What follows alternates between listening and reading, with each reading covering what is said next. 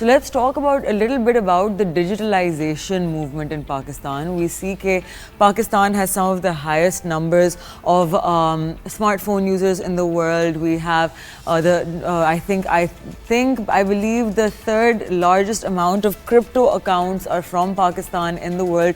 So ایک چیز جو consistent ہے is that Pakistanis are happy with technology adoption, right? لیکن ہمارے جتنے systems ہیں, ہمارے جتنے ادارے ہیں, they still struggle with digitalization.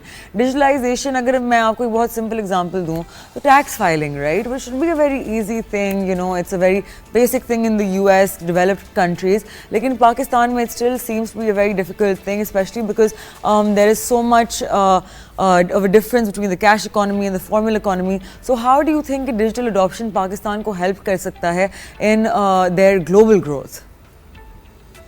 Thank you. This is a very good question.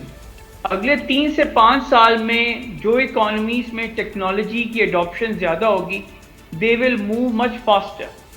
And technology will be the major growth driver in terms of productivity, in terms of increasing per capita income, and increasing the growth outlook for many economies. So Pakistan is on the right track. Pakistan میں جو challenge ہے کہ جو population ہے, they are ready for adoption of technology and they are already using it.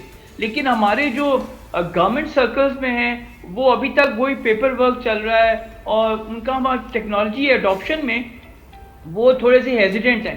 تو میرا خیال ہے جو اگر ہمیں سب کچھ آگے لے کے جانا ہے تو میرا خیال ہے گورنمنٹ سیکٹر اور پرائیویٹ سیکٹر دونوں کو ٹیکنالوجی اڈاپشن جو ہے وہ کرنی ہوگی, جس سے جو ہے ہماری ایفیشنسی امپروو ہو, ہماری پروڈکٹیوٹی امپروو ہو, اور جو ویسٹ ہے, جو لیکیجز ہیں وہ کم ہو. میں آپ کو ایگزامپل بتاتا ہوں.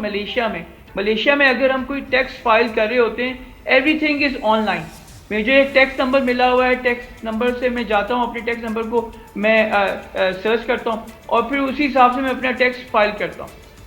امیگریشن میں بھی یہی ہے کہ آپ اپنے سارے ڈاکیومنٹس دیں, آپ کا جو ویزا ہے وہ آن لائن آ جاتا ہے.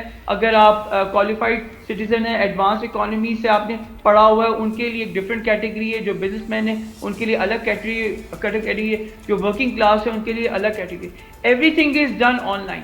تو میرا خیال ہے گورنمنٹ سرکلز میں بھی اگر ہم ٹیکنالوجی اڈاپٹ کریں گے تو اس سے میرا خیال ہے پروڈکٹیوٹی انکریز ہوگی, ٹائم جو ہے وہ بچ جائے گا, اینڈ موسٹ امپورٹنٹلی جو پروڈکٹیوٹی ہے وہ امپروو ہو جائے گی.